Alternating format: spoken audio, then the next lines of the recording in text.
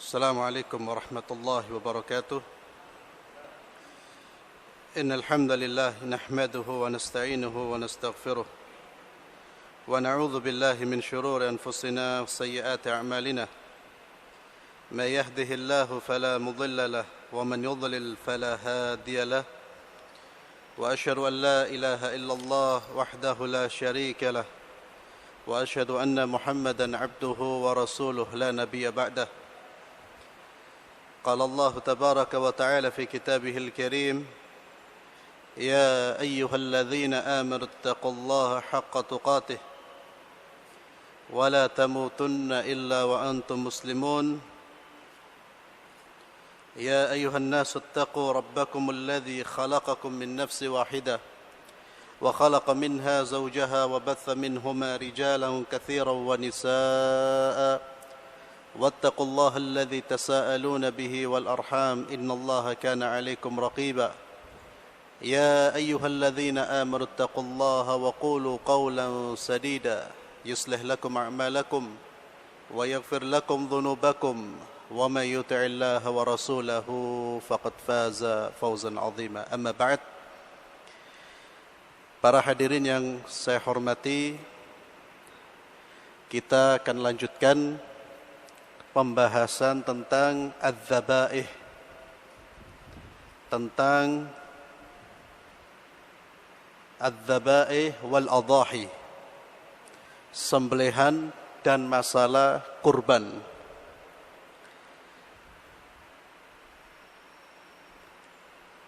Masih dalam bab adz-dzabaih, masalah sembelihan. Hadis yang terakhir dari bab ini diriwayatkan oleh sahabat Abu Sa'id Al-Khudri radhiyallahu tabaraka wa ta'ala anhu, di mana beliau berkata, bersabda Rasulullah sallallahu alaihi wasallam, "Zakatul janin zakatu ummihi." Rawahu Ahmad wa sahhahahu Ibnu Hibban. Sabda Nabi sallallahu alaihi wasallam, sembelihan janin atau anak janin itu mengikuti sembelihan induknya. Apa yang dimaksud dengan hadis ini? Hadis ini menunjukkan bahwa janin jika keluar dari perut ibunya setelah disembelih, induknya disembelih, ibunya disembelih, maka janin tersebut halal, karena sembelihan janin mengikuti sembelihan induknya, jadi tidak perlu disembelih lagi. Kecuali kalau janin tersebut setelah induknya disembelih, dia masih hidup, maka wajib disembelih janinnya. Jadi kalau dia keluar dalam kondisi mati setelah ibunya disembelih, maka janin tersebut halal, tidak perlu disembelih lagi, berdasarkan hadis ini. Tapi kalau dia keluar dari perut ibunya setelah ibunya disembelih, lalu janinnya keluar masih dalam kondisi hidup, maka wajib disembelih. Tidak boleh dibiarkan sampai dia mati lalu dimakan bangkai. Mudah-mudahan bisa difahami ini.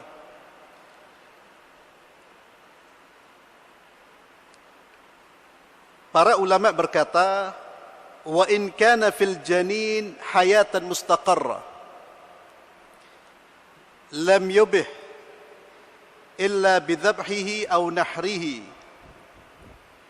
Jadi kalau janin itu masih hidup, maka tidak boleh dia dimakan atau tidak menjadi halal kecuali setelah disembelih. Kalau dia masih hidup. Kalau dia sudah mati, ya, ibunya disembelih, ada janin sudah wafat, maka tidak perlu disembelih. Kemudian dari Abdullah bin Abbas radhiyallahu anhuma, anna Nabiy sallallahu alaihi wasallam qala al-muslim yakfihi ismuhu. Seorang muslim itu namanya sudah mewakili. Ya, nanti akan saya jelaskan apa maksudnya. Fa in nasiya ay yusammiya hina yadbah falyusammi. Kalau dia lupa mengucapkan bismillah ketika menyembelih, maka ketika ingat dia ucapkan bismillah. Thumma liyakul, kemudian dia makan. Hadis ini dicatat oleh Imam Ad-Daruqutni. Di dalam isnadnya ada Muhammad bin Yazid bin Sinan wa huwa saduq dhaiful hifdz. Ya, jadi ada salah satu perawinya jujur tapi lemah hafalannya. Salah satu perawi yang meriwayatkan hadis. Wa akhrajahu Abdur Razzaq bi isnadin sahih ila Ibnu Abbas mauqufan alaih. Tapi perkataan ini yang lebih tepat atau yang sanadnya sahih adalah riwayat ini adalah perkataan Abdullah bin Abbas, salah seorang sahabat Rasulullah sallallahu alaihi wasallam. Kemudian di dalam riwayat yang lain yang menguatkan hadis ini, Nabi sallallahu alaihi wasallam bersabda, "Dzabihatul muslim halalun." Sembelihan seorang muslim itu halal. Dzakara ismallahi 'alaiha am lam yadhkur. Dia mengucapkan bismillah atau tidak mengucapkan bismillah, sembelihannya orang Islam halal. Ikhwani fillah, azzalallahu ayyakum. Yang pertama, hadis ini memberikan pelajaran bahwa dalam menyembelih hewan kurban itu disyariatkan ketika dia bergerak untuk menyembelih, disyariatkan mengucapkan bismillah. Disyariatkan mengucapkan bismillah minimal. Dan ucapan bismillah ini seperti yang sudah saya singgung pada pertemuan yang lalu, itu hukumnya wajib menurut mayoritas para ulama. Menurut Imam Malik, Abu Hanifah dan Imam Ahmad, mengucapkan bismillah ketika menyembelih itu hukumnya wajib. Akan tetapi Al-Imam Asy-Syafi'i, Imam Syafi'i mengatakan hukum mengucapkan bismillah itu sunnah, sama seperti sunnahnya mengucapkan bismillah ketika makan. Dalil yang dipakai oleh Imam Syafi'i adalah hadis ini. Dalilnya adalah hadis ini, "Dzabihatul muslim halalun." Sembelihan orang muslim itu halal. Apakah dia menyebut nama Allah atau dia tidak menyebut nama Allah?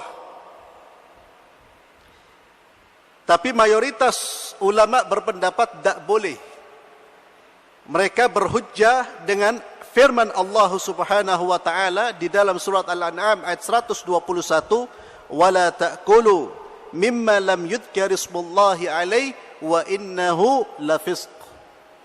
Janganlah kalian makan dari binatang yang disembelih tidak dengan nama Allah. Sesungguhnya itu perbuatan fasik, kefasikan. Tentu kalau mau kita bahas lebih panjang, ada jawaban masing-masing dari dua kelompok ini. Kenapa kok ini bertahan dengan sunnah Imam Syafi'i? Kenapa kok ini bertahan dengan wajib? Ya. Mereka yang mengatakan ini sunnah, ayat ini yang dimaksud, yang tidak boleh dimakan adalah sembelihan. Sembelihan yang disembelih dengan nama selain nama Allah. Bukan tidak mengucapkan bismillah, tapi dia menyembelih bukan menggunakan nama Allah. Atau sembelihan yang dipersembahkan bukan untuk Allah. Itu haram kita makan. Ada orang menyembelih untuk dikorbankan untuk orang yang sudah mati. Cirinya apa?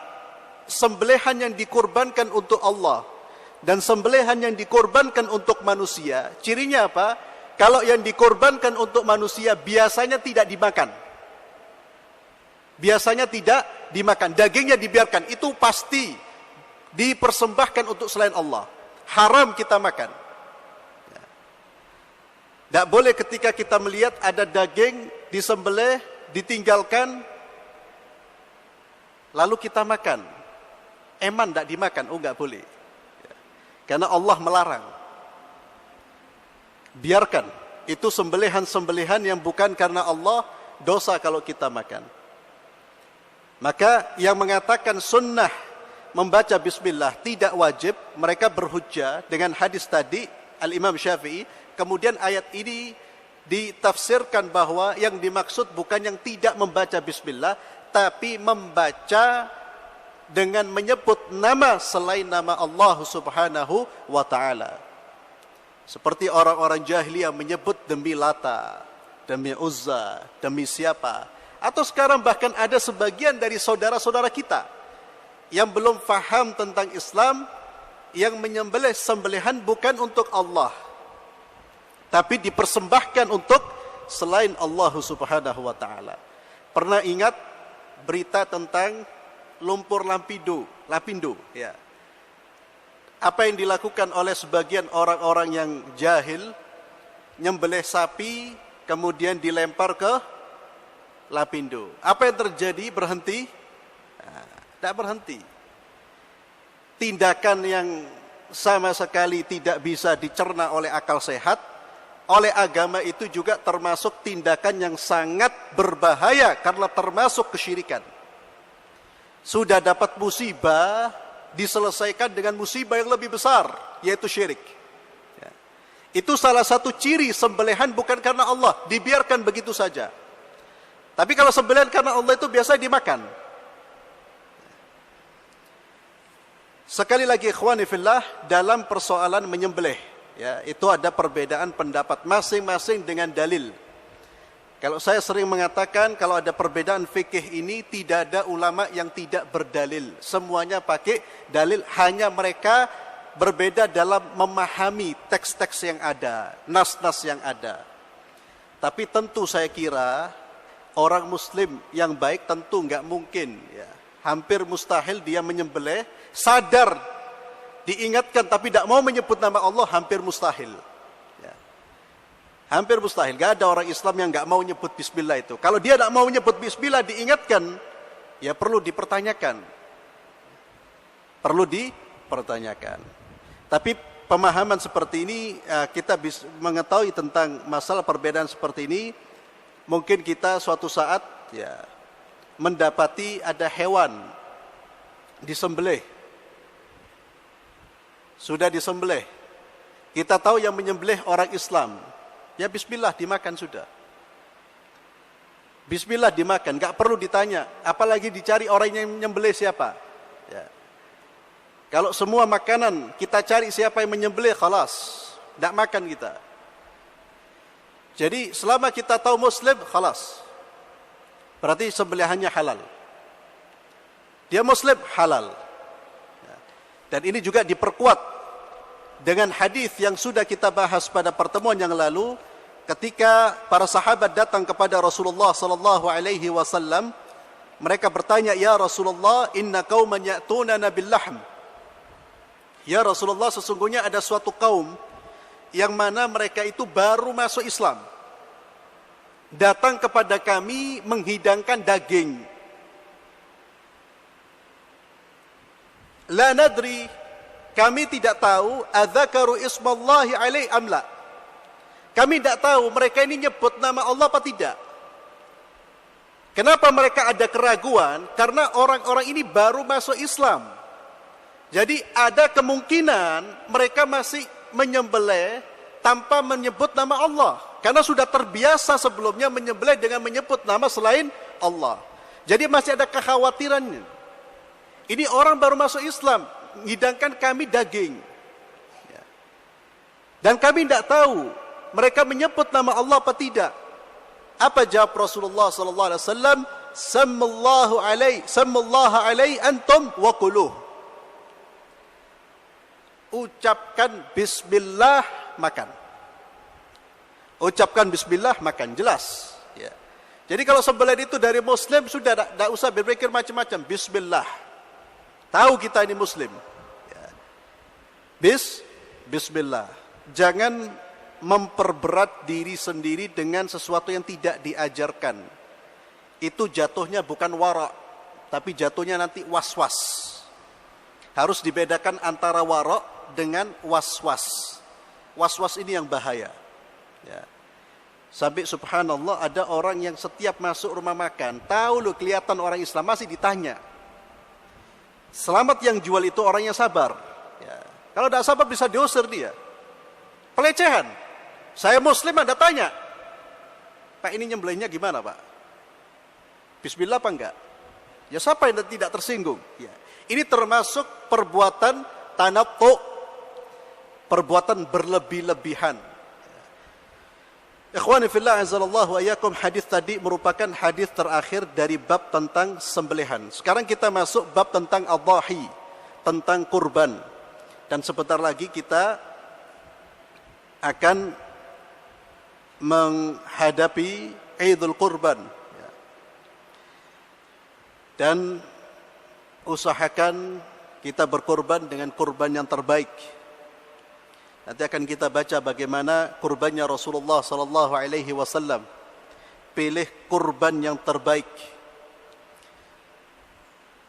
Al-adhahi itu istilah fikihnya, bahasa Arabnya. Al-adhahi itu jamak dari udhiyah, yang diterjemahkan dengan kurban, hewan yang disembelih, hewan yang dijadikan sebagai kurban. Hewan yang boleh dikurbankan itu unta, sapi, kambing. Ayam tidak boleh. Hewan lain tidak boleh. Sapi, unta, sapi dan kambing. Dan kurban ini merupakan ibadah yang disyariatkan. Bahkan mayoritas ulama berpendapat hukum kurban itu sunnah muakkad. Sunnah muakkad, sunnah yang ditekankan. Imam Abu Hanifah mengatakan wajib. Tapi mayoritas berpendapat tidak wajib, tapi hukumnya sunnah yang ditekankan. Sunnah yang ditekankan itu hampir wajib. Allah Subhanahu wa taala berfirman, "Fashalli li rabbika wanhar." Salatlah untuk Tuhanmu dan sembelihlah untuk Tuhanmu. Surat Al-Kautsar. Dan juga nanti akan kita baca hadis-hadis yang juga menjelaskan tentang keutamaan berkurban dan tercelanya orang yang punya kelapangan rezeki dia tidak mau berkurban. Dari Anas bin Malik radhiyallahu tabaraka wa taala anhu, sebelumnya kata-kata udhiyah yang kemudian kita kenal hari raya yang dengan Idul Adha, itu wa bihadza summiya Idul Adha mushtaqqun min al-waqt alladhi syuri'a bad'u dhabhiha fi. Kata-kata udhiyah itu diambil dari kata-kata duha. Apa hubungannya dengan waktu duha? Hubungannya karena waktu duha itu adalah waktu terbaik menyembelih hewan kurban. Waktu terbaik menyembelih hewan kurban. Kemudian dari Anas bin Malik radhiyallahu anhu, anna Nabiy sallallahu alaihi wasallam kana yudhhi bikabshaini amlahaini aqranain. Nabi sallallahu alaihi wasallam berkorban dengan dua domba jantan amlahain yang warnanya putih bercampur hitam, aqranain yang bertanduk. Wa yusammi, beliau mengucapkan bismillah. Wa yukabbir, beliau mengucapkan takbir. Wa yadha' rijlahu ala sihafihima, dan beliau meletakkan kaki beliau di atas pinggiran leher domba tersebut ketika menyembelih.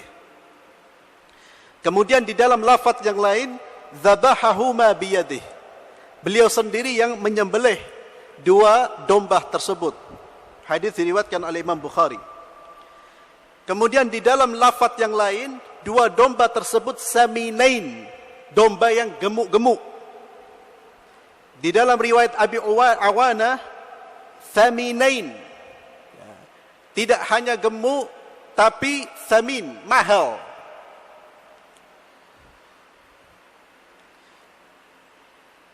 Kemudian disebutkan di dalam riwayat yang lain, Bismillah wallahu akbar. Jadi Nabi membaca Bismillah wallahu akbar. Kemudian di dalam hadis Aisyah radhiyallahu anha, amara bikabshin akran. Beliau menyuruh untuk mendatangkan domba yang bertanduk, yata'u fis sawat wa yabruk fis sawat wa yadhur fis sawat. Kakinya itu berwarna hitam, kemudian perutnya berwarna hitam, dan di sekeliling matanya berwarna hitam. Jadi putih tapi kakinya berwarna hitam, perutnya berwarna hitam, di sekeliling matanya berwarna hitam. Fa'utiya bih, didatangkan di hadapan Nabi, liyudhahhiya bih. Faqala laha ya Aisyah halummil mudya. Ketika didatangkan kambing ini, domba ini, Nabi menyuruh Aisyah, ya Aisyah, tolong ambilkan al-mudya, alat untuk menyembelih, pisau. Thumma qal ishhadiha bihajar.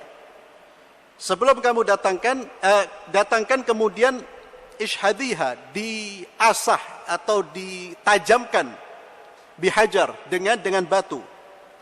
Lalu ditajamkan oleh Aisyah, kemudian diambil oleh Rasulullah SAW, lalu dibaringkan oleh Nabi. Kemudian Nabi menyembelih dengan mengucapkan Bismillah, Allahumma taqabbal min Muhammad. Ya Allah, terimalah kurbanku ini dari Muhammad. Terimalah kurban ini dari Muhammad. Wa ali Muhammad, dan dari keluarga Muhammad. Wa min ummati Muhammad, dan dari umat Muhammad sallallahu alaihi wasallam. Ikhwani fillah, azzallahu wa iyyakum. Dari hadis yang baru kita baca ini, yang pertama menegaskan akan disyariatkannya al-udhiyah, berkorban. Dan para ulama sepakat bahwa disyariatkan berkorban. Kemudian istihbab istihsanil udhiyah wa istismaniha. Kemudian kalau kita berkorban, dianjurkan korban yang terbaik, yang paling gemuk, yang warnanya paling bagus. Kalau dari kambing dianjurkan dzukur, laki-laki, jantan. Wa an takuna bayda au bayadu akthar min sawadiha. Dan yang terbaik itu yang berwarna putih, atau warna putihnya lebih dominan. Wa an takuna qurana, dan bertanduk. Lianna dzalik dalilul quwwah, karena bertanduk itu menunjukkan kekuatan. Fahadha huwal afdal, ini yang afdal. Wa illa fayujzi ma khalafa hadha. Tapi kalau tidak dengan kriteria yang baru saya sebutkan, ya boleh. Tapi yang afdal itu yang dilakukan, yang di mana dilakukan oleh Rasulullah sallallahu alaihi wasallam, ya, domba yang gemuk, yang mahal, bertanduk, berwarna putih-putihnya lebih dominan, itu yang terbaik.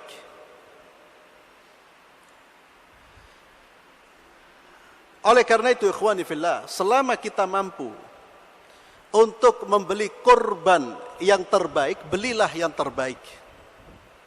Cari korban yang terbaik, jangan yang termurah. Ya. Kecuali kalau kita memang tidak punya uang, beda. Bahkan orang tidak punya uang tidak ada masalah. Tapi kalau ada fulus, ada uang, kelebihan harta, dia mampu beli yang terbaik, cari yang termurah. Ya, dia punya sifat kikir.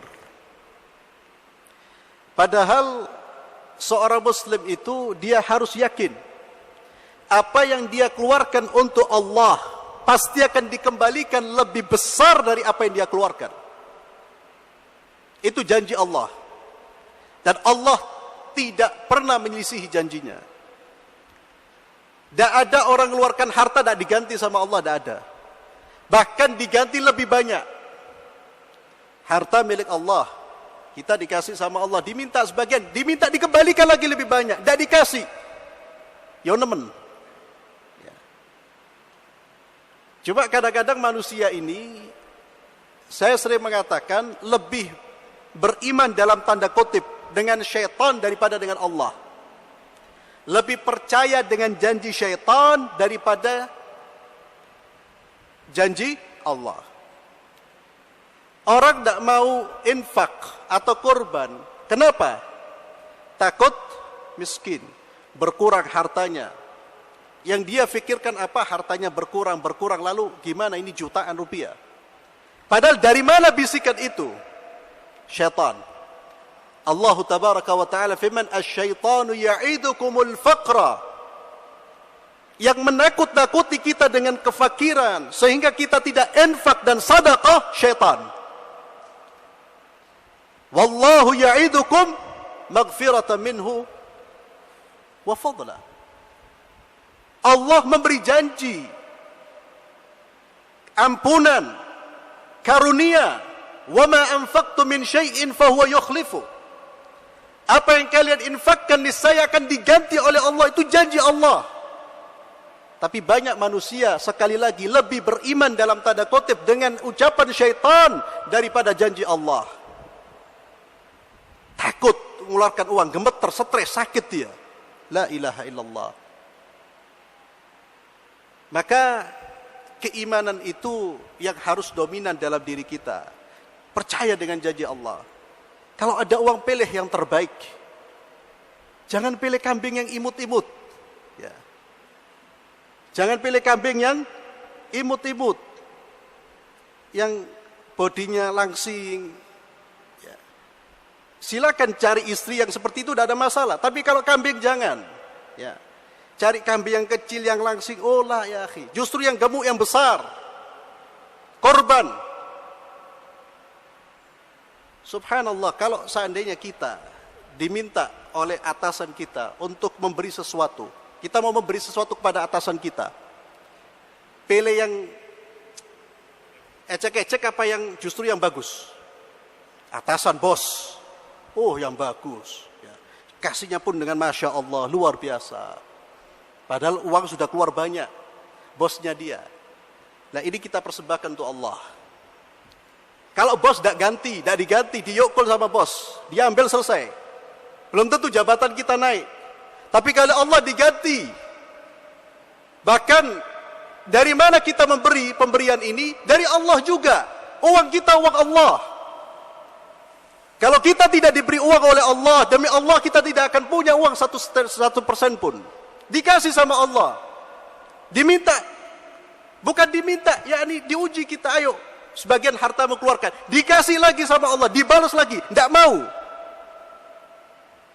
Hatta gelarnya profesor, dia adalah orang yang bodoh. Orang yang ininya itu bermasalah. Ya. Ini dan iman tentu. Maka cari yang terbaik. Ya.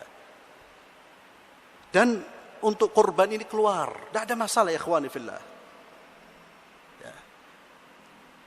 Keluarkan apa yang kita miliki.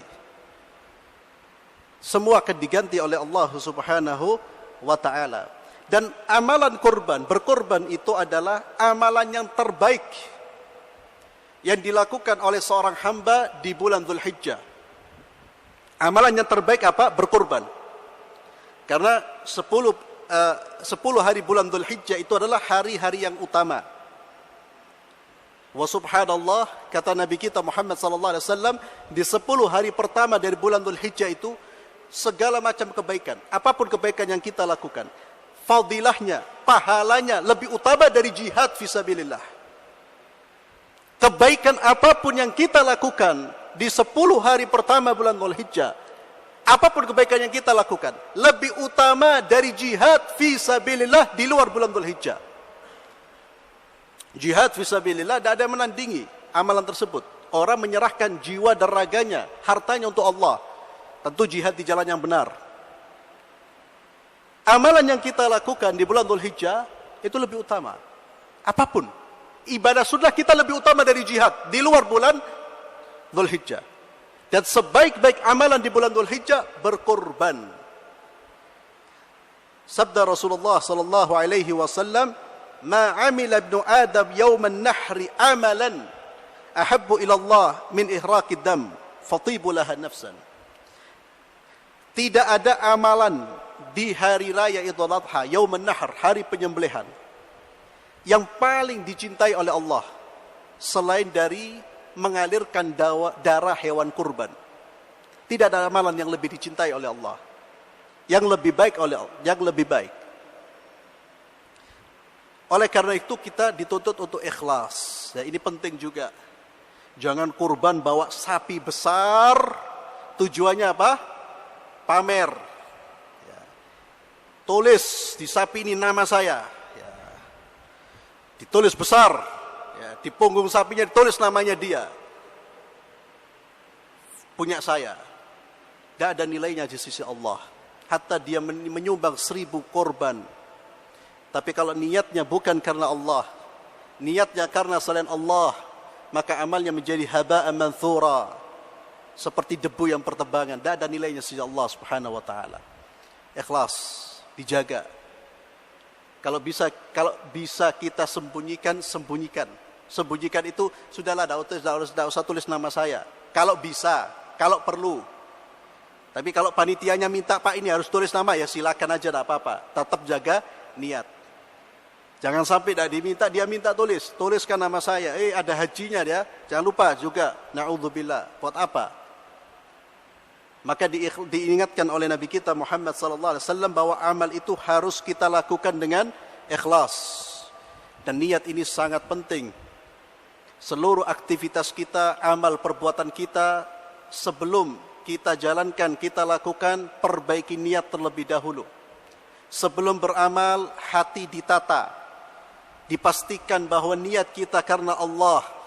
Kalau bukan karena Allah, jangan beramal. Perbaiki niat dulu. Kenapa? Kalau kita beramal, lalu amal kita bukan karena Allah, tidak ada nilainya. Bahkan membuat Allah murka.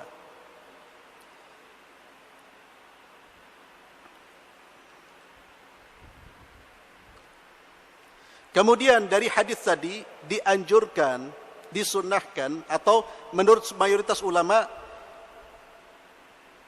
diwajibkan mengucapkan bismillah, kemudian ditambah lagi dianjurkan mengucapkan apa? Allahu Akbar. Mengucapkan Allahu Akbar. Itu disyariatkan. Tapi kalau dia mengucapkan bismillah saja sudah cukup. Tapi kalau ditambah Allahu Akbar itu lebih afdal, itu lebih baik. Kemudian disunnahkan juga dari hadis tadi, disunnahkan orang yang punya kurban menyembelih dengan tangannya sendiri kalau dia bisa menyembelih. Disunnahkan. Karena Nabi SAW beliau sendiri yang menyembelih.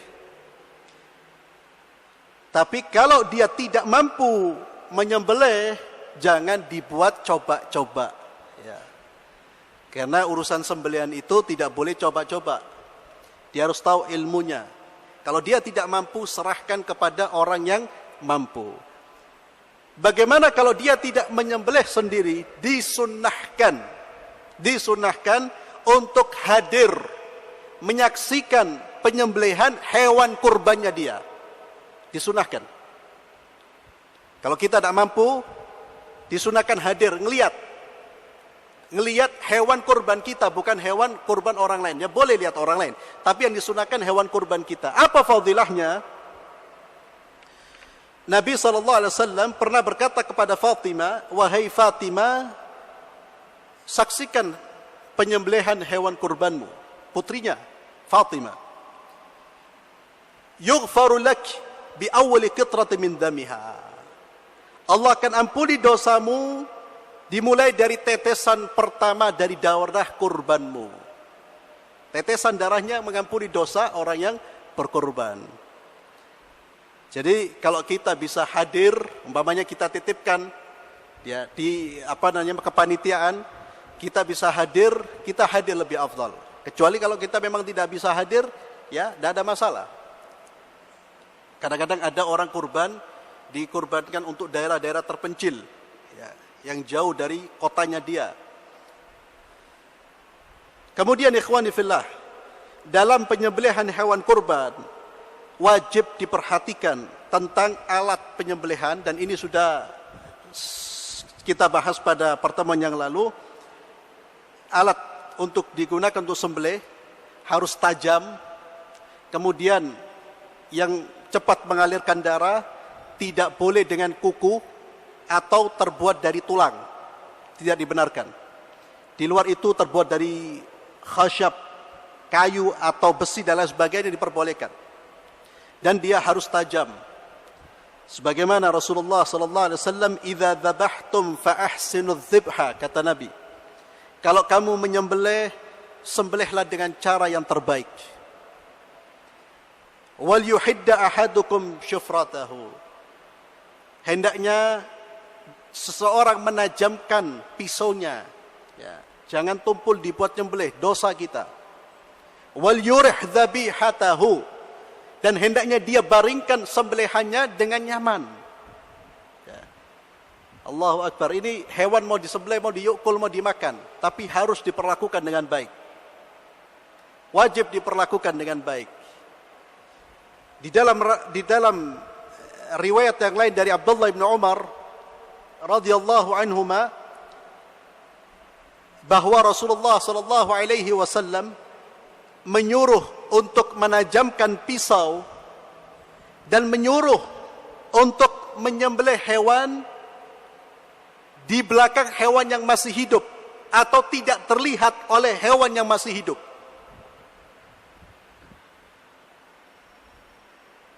Jadi tidak boleh nyembelih di depan hewan yang masih hidup. Ajaran Nabi, tapi banyak dilanggar. Ya. Jangankan nyembelih, nguliti semua di depan sahibnya dia. Bukan ajaran Islam. Kalau dengan hewan saja wajib diperlakukan seperti itu, bagaimana dengan manusia? Ya. Subhanallah. Jadi rahmatnya Islam. Jadi kita, kaum muslim itu jangan sampai gak pede dengan agama kita. Kita wajib. Yalah, Islam adalah agama yang paling rahmat. Tidak ada undang-undang yang lebih rahmat daripada Islam. Wallahi, cari. Hatta yang dibuat produk oleh orang-orang barat, lebih rahmat mana? Cuma kita kurang praktek. Ya, undang-undangnya Masya Allah luar biasa, tapi prakteknya kurang. Sebetulnya ada yang mempraktekkan, tapi tidak diekspos, kurang terekspos. Yang khair-khair, yang baik-baik tidak terekspos. Biasanya tereksposnya nggak karu-karuan. Ya. Karena memang kadang-kadang banyak juga yang melakukan hal-hal demikian itu. Subhanallah, luar biasa. Jadi Islam ini bukan hanya memperhatikan hak asasi manusia, hak asasi hewan diperhatikan. Kemudian dianjurkan pula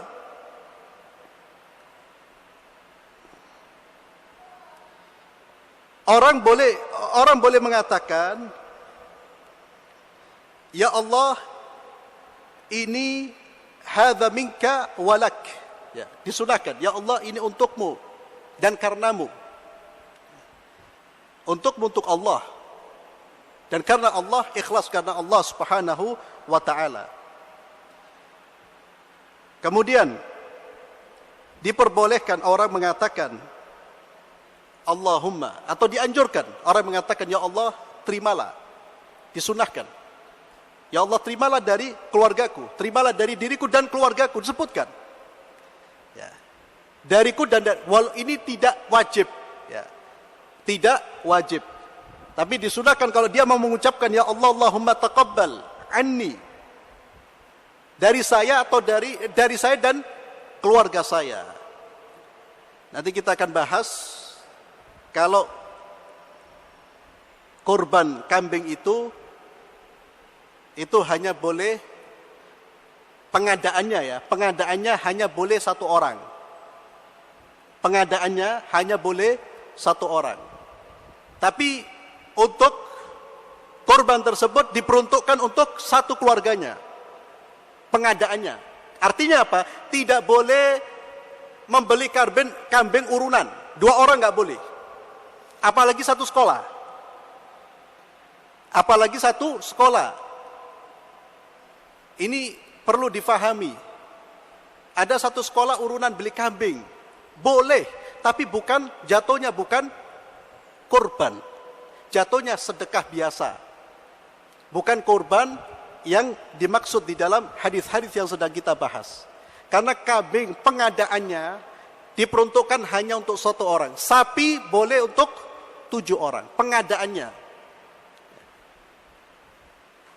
Jadi harus dibedakan pengadaannya dan juga diperuntukkan untuk siapa? Kalau satu orang kambing pengadaannya satu orang, diperuntukkan untuk satu keluarganya. Yang keluarganya nggak mampu. Tapi umpamanya kalau di dalam satu keluarga, suaminya kaya, istrinya kaya, anaknya kaya, ya jangan satu. Ya, ini bapak yang beli ini buat semua keluarga. Itu kalau memang tidak mampu, cukup satu orang yang membeli, kemudian membeli dan mengatakan untuk keluarganya. Wallahu a'lam bissawab. Insyaallah masih dalam pembahasan Al-Adhahi, kita lanjutkan pada pertemuan berikutnya, dan insyaallah pertemuan berikutnya semakin jelas masalah ini. Kita tutup dengan doa kafaratul majlis. Subhanakallahumma wa bihamdik, asyhadu an la ilaha illa anta, astaghfiruka wa atubu ilaik. Wassalamualaikum warahmatullahi wabarakatuh.